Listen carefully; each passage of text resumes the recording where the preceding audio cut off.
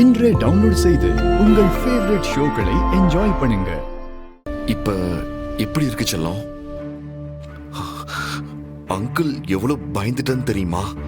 நீங்க தானே என்ன ஹாஸ்பிட்டல்ல சேர்த்தீங்க. ஆமா. நீங்க எனக்கு எவ்வளோ ஹெல்ப் பண்றீங்க.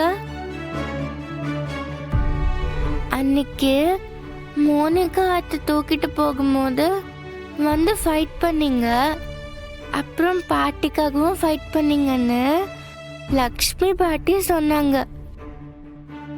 எல்லா விஷயத்துலயும் நீங்க ஹெல்ப் தான் பண்றீங்க, ஆனா அம்மா மட்டும் உங்ககிட்ட சண்டை போட்டுக்கிட்டே இருக்காங்க. அது ஒண்ணும் இல்ல, இல்லைன்னா பிறந்த நேரம்டா.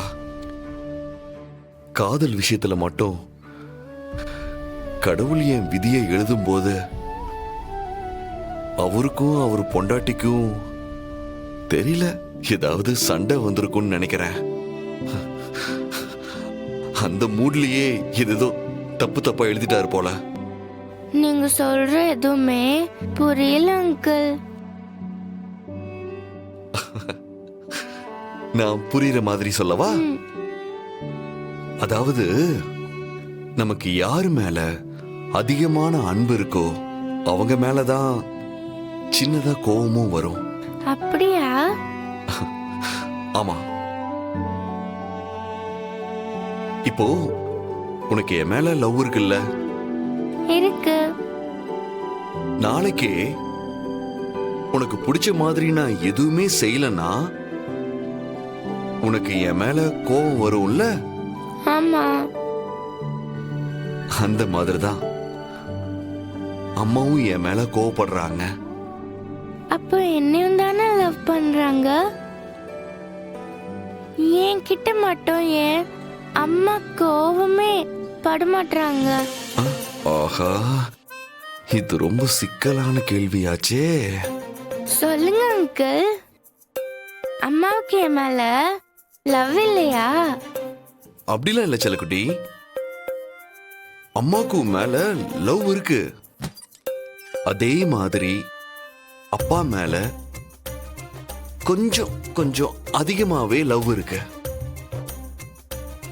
என்ன விடவா? அப்போ உங்க ரெண்டு பேருக்கும் வேற எதுவும் சண்டை இல்லையா? சண்டை எல்லாம் ஒண்ணுமே இல்ல. எல்லாம் காதலுக்காக வர ஒரு பாச போராட்டம் தான். அப்ப ஓகே.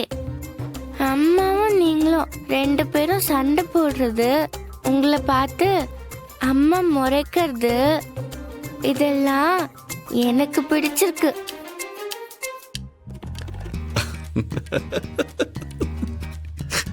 ஏன்? காமெடியா இருக்கு அங்கிள்.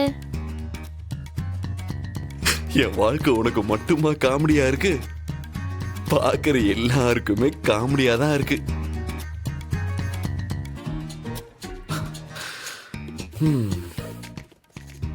ஒன்னும் பிரச்சனை இல்ல, நீ சந்தோஷமா இருக்கல்ல, அது வரைக்கும் எனக்கும் சந்தோஷம்தான்.